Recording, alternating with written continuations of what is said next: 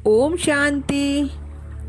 19/12/2020 बाबा की मीठी मीठी मुरली का मीठा मीठा सार। बाबा बोले, मीठे बच्चे, तुम्हारा वायदा है कि जब आप आएंगे तो हम वारी जाएंगे। अब बाप आए हैं तुम्हें वायदा याद दिलाने। तुम्हारा वायदा है कि जब आप आएंगे तो हम वारी जाएंगे। अब बाप आए हैं तुम्हें वायदा याद दिलाने। प्रश्न है, किस मुख्य विशेषता के कारण पूज्य सिर्फ देवताओं को ही कह सकते हैं?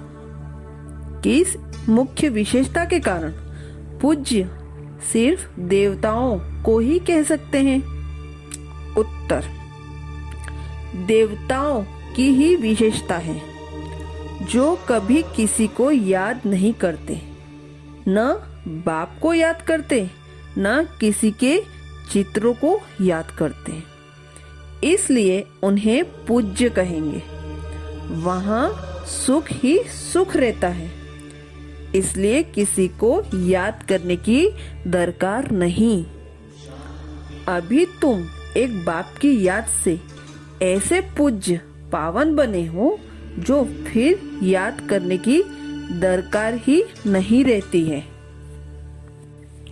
आगे बाबा बोले हैं, तुम जानते हो कि भक्ति मार्ग में पूज्य एक भी हो नहीं सकता।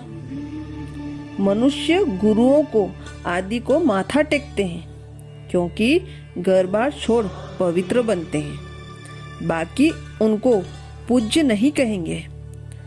पूज्य वह जो किसी को भी याद न करे। सन्यासी लोग ब्रह्मा तत्व को याद करते हैं ना। फिर आगे बाबा हमें समझाते हैं, जितना तुम नजदीक आते हो, जितना तुम नजदीक आते जाओगे, कर्मातीत अवस्था होती जाएगी। सतयुग में नई दुनिया, नए मकान में खुशी भी बहुत रहती है। फिर 25% पुराना होता है तो जैसे स्वर्ग ही भूल जाता है।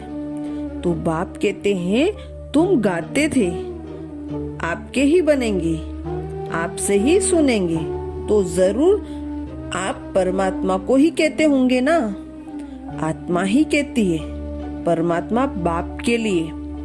आत्मा सूक्ष्म बिंदी है, उसको देखने के लिए दिव्य दृष्टि चाहिए। आगे बाबा बोले, तुम कहते भी हो पति से पावन बनाओ, ऐसे तो नहीं कहते कि लक्ष्मी नारायण बनाओ। पति से पावन भी बाप बनाते हैं, नर से नारायण भी वही बनाते हैं।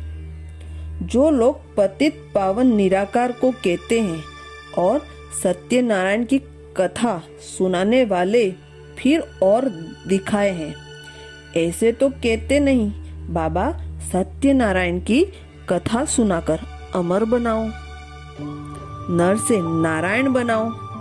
सिर्फ कहते हैं आकर पावन बनाओ। बाबा ही सत्यनारायण की कथा सुनाकर पावन बनाते हैं। तुम फिर औरों को सत्य कथा सुनाते हो और कोई जान न सके। तुम ही जानते हो, भल तुम्हारे घर में मित्र, संबंधी, भाई आदि हैं, परंतु वह भी नहीं समझते हैं। धारणा के लिए मुख्य सार। फर्स्ट पॉइंट, स्वयं को श्रेष्ठ बनाने के लिए बाप की जो श्रीमत मिली है उस पर चलना है। देवी गुण धारण करने हैं, खान पान चलन सब रॉयल रखना है। सेकेंड पॉइंट, एक दो को याद नहीं करना है, लेकिन रिगार्ड जरूर देना है। पावन बनने का पुरुषार्थ करना है और कराना है। वरदान, सर्व खजानों को समय पर यूज कर निरंतर खुशी का अनुभव करने वाले खुशनसीब आत्मा भव।